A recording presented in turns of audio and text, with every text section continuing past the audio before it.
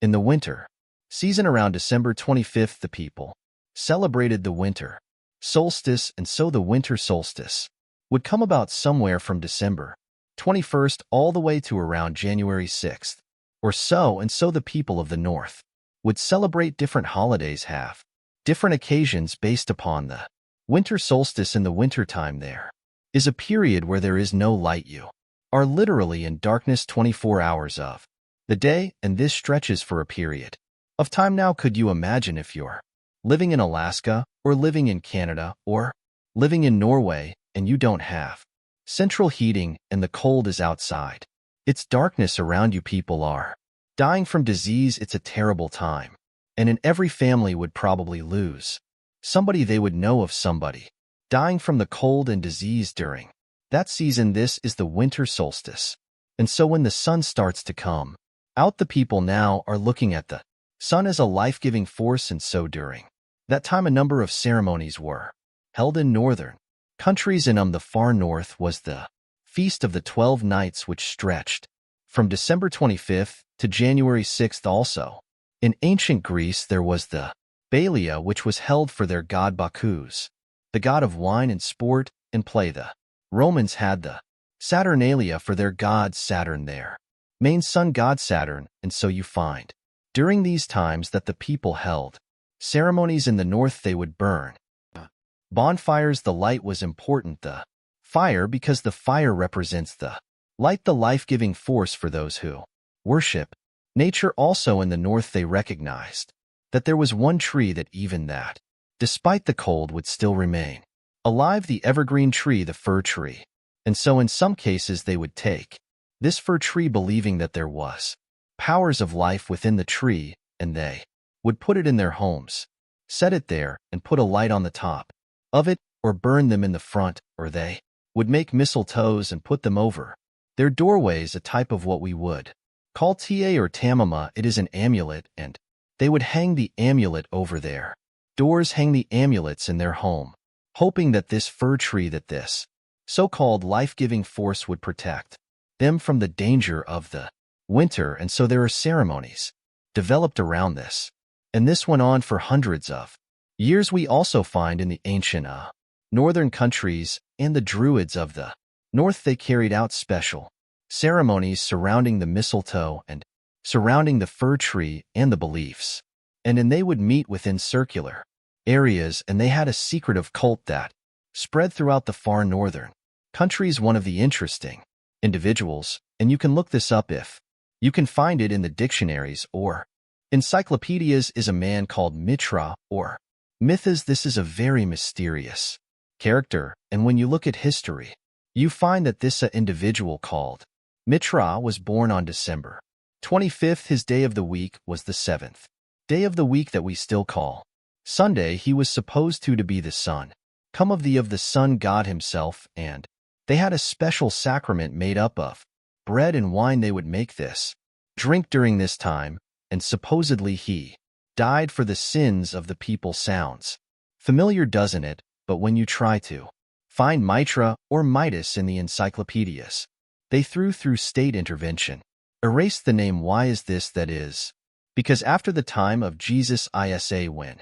the message began to spread and they went north, and you'll see within historical writings that Barnabas, one of his disciples, met a man named Saul or Paul, who later called himself Paul. Paul said he saw Jesus on the Damascus road, and he went to the disciples, but the disciples turned against Paul. Only Barnabas stayed with him. But when Paul and Barnabas went into Greece, Barnabas left him. Now, what is the reason why they all left him?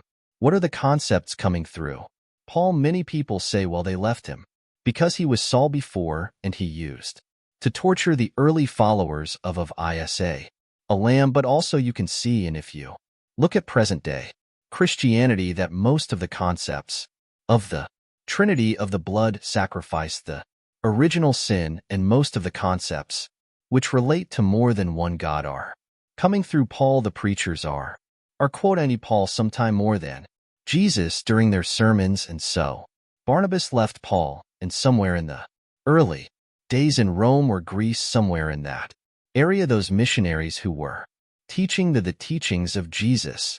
Isa met with this force coming from the north, and so you will see in ancient Roman history that in some cases the Roman emperor would go out to the Colosseum, and the gladiators would be fighting each other and everybody's cheering for the gladiators. Sounds like one of our football games. They would go to the Colosseum, right, and the gladiators would fight, and then if one of the gladiators was down and they would look at the emperor, should I kill him or not? And if he wanted to kill him, he would say he would go like that, right? You know that sign down. If he said keep him alive, he goes like this. You know how we use it today? Yes.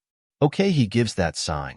Okay, one of the terrible things happening during these rituals at the Colosseum is that they would bring the Christians out, literally men, women, and children, and feed them to hungry animals. They would take a hyena or a wolf or a lion and get it hungry and crazy and beat it and throw raw meat at it and then send it out on the people, and they would literally cheer and watch as the animal rip the bodies apart. This is a terrible culture, tear the bodies apart.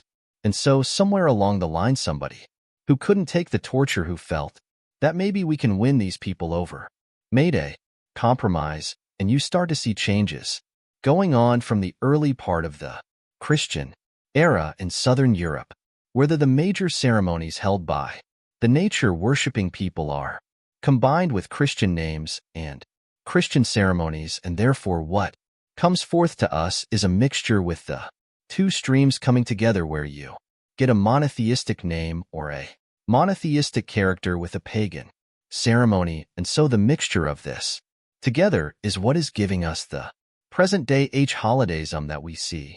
Number one, we understand that Isam, according to the different reports of the different scholars in many religions, he was not born in the cold weather. History shows us that he was born during the warm weather. Even in the Christian traditions, they have the belief that the shepherds were tending their flocks outside, and in Palestine you cannot keep your flocks outside in the winter time. In the evening you bring them in because it's cool at night, and so it was the warm weather. It was also the time of the taxes in the north in the story coming in the Quran.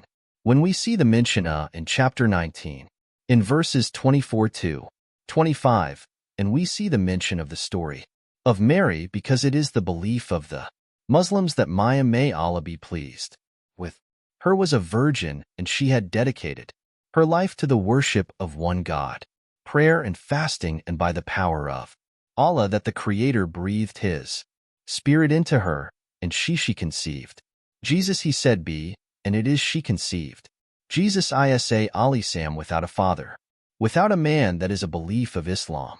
It is also a belief that when she felt the pain of the pregnancy, that the angel came to her and told her to go outside of the city. She went outside of the city to a remote area, and there she found a palm tree, and she found water, and it was speaking about type of, or a type of dates. And those who know, who have lived in the desert area, know that when the dates are become ripe, when you start to see the color of the dates change, because dates are not brown. You know, dates are originally red, and they're yellow, they're other colors, but they turn the brown. It's at the height of the heat that the dates become ripe, and so it's at that time that she gave birth to Isam. So from different points of view, different historical points of view, and different religions, we understand that Isam was not born during the winter season.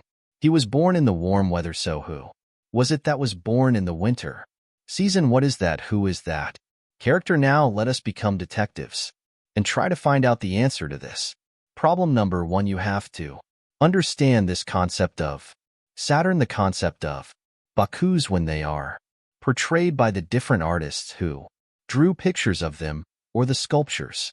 They're usually portrayed as a heavy-set man with a white beard, and when in the Cine Chapel, Michelangelo drew his picture, you could see the long flowing beard, and there are actually pictures of this man on a sled being drawn by snakes with wings. Snakes with wings. Snakes do not normally fly, but in this case the snakes have wing, and the heavy that man is on his sled being drawn by these flying animals. Sound familiar to you now, doesn't it? He's being drawn by the flying animals. He's performing miracles. He's coming out on December 25th, which is not the birthday of Isa. Al-Islam has nothing to do with Christianity. It is the time of the Balia and Anne and the Saturnalia, and he is representing riot, fun, drunken reverie. And so what happens on Christmas? The Christmas season, especially in America, people today are not even thinking about Isa Lamb. They're not even thinking about Jesus. They're looking how they can get drunk on Christmas. What is going on in the Caribbean and many pots? If they offer you a Christmas pudding or Christmas pie or Christmas drink, watch out, 'cause it's probably laced with rum or wine. That's the spirit of the season. Now, this riotous occasion that was going on went so far that the Christian church banned it, and the Church of England, according to historical sources, actually banned it all the way to 1647. It was prohibited in England to celebrate Christmas because they saw Christmas as being a pagan holiday. This is an official position taken by the Christian Church, the Church of England, who were known at that time as Puritans. What happened was an individual was superimposed. A name was superimposed. We hear about the name of a street, Nicholas, St. Nicholas. Now, St. Nicholas himself is actually coming from the ancient writings of Beowulf, and in these writings, which are done in the Scandinavian region, we find the name Nick or Nickel or Nicker. He was known as a demon, the demon of the north. He was known as the evil spirit of the north, the name of Odin, the evil principle. And so in Germany and in many of the northern countries, the people actually looked upon this so-called street Nick as being an evil force, and they would tell their children in the winter, "Tom, don't go outside, because if you do, Nicholas will come along. Nickel will come along. He'll capture you, put you in his bag, and take you away." And so they used it as a negative concept in Isaiah, in what is left of the Bible, in chapter 4. In 14:13, the devil is known as the prince of darkness, and it is an understanding that his throne, the seat of his power, is in the north. Somewhere in the north is the seat of power of this evil. And so the Germans also, when they depicted this Nicholas, or this Appel Nickel, as they would say, Pel Nickel in German, it means a furry devil. When they depicted him, they depicted him as a man with red fur. He had red fur coat, and his base was in the north, and he was the essence of evil. And the Church of England till 1647 took the position that this celebration could not go on. So what we are actually seeing is that the Christmas occasion was actually the time of evil. It was the time of the belief in the Saturnalia and the Balia, and because of this they shifted the occasion to New Year's Eve. They shifted all of their feelings and their mirth and their evil to New Year's Eve. Now, before we go to that, looking back at Christmas, what is happening now in Christmas season, I don't know what goes on in Miami, but in the northern cities on Christmas occasion, they put lights around, and Santa Claus parades do. You have a Santa Claus parade here. They have Santa Claus parades, and Street Nicholas is outside, and he's in the streets, and everybody's talking about Street Nicholas.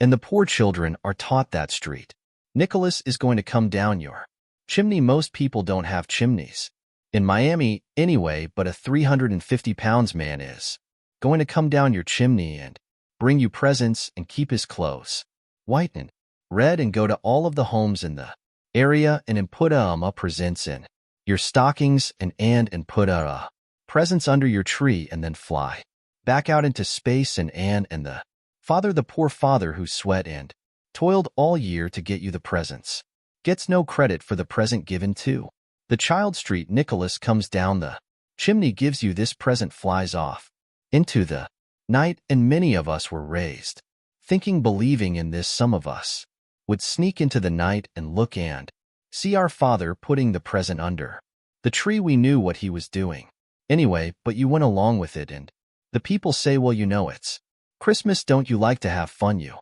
want to stop the children from having fun. What kind of people are you?" But what are you teaching the children? You are using the name of Jesus, using the name of Isam, and you are using a figure who historically is the devil himself. They are using his figure, and he has now taken over the Christmas season. Christmas now to most people means materialism. You have to buy presents for your cousins and your friends, and you got to buy about 34 presents, and you find that most American people are in debt for 6 months after Christmas. Now, where is Jesus? You get drunk, you fight, you lose all your money. The stores raise their prices. Isom is described as a very humble person. Most of the time he didn't wear shoes, only 1 or 2 changes of clothing. A very simple person eating very simple food, fasting most of the time. You see what is going on. There are 2 streams now, a stream of polytheism, a stream of monotheism, and now the polytheism, the materialism, is overtaking the monotheism and standing in the way and taking over our society, and some foolish Muslims coming along from outside of it. Their country say, "Why just want to be in American? I want a tree too." So I said, one of the brothers said he had a Christmas tree in his house he came for. I said, "Brother, do you know what the tree stands for?" He said, "No." "Okay, I'll get a palm tree with dates. I'll make it halal, a halal Christmas tree." "But brother, you have to understand what it means. You have to understand what it means. Number 1, the prophet, when he spoke about, he talked about, he said, all of these things are sure, that if you hang amulets thinking that this ties or this amulet is going to protect you from something, then you are actually giving power to the creation of Allah and taking it away from the Creator. If you think that by making some spells, going to a magician and asking them to put a spell on someone, you want to get married, so you go to the Sa and say, "Put a spell on Ali. I want to marry him. Put a spell on Zab." What kind of marriage are you going to have if you go to the magician? And so the prophet, peace be upon him, named all of these things, the superstitions, the amulets, all of these type of things are the other stream which goes away from monotheism, from the belief in one God, and takes you into another religion.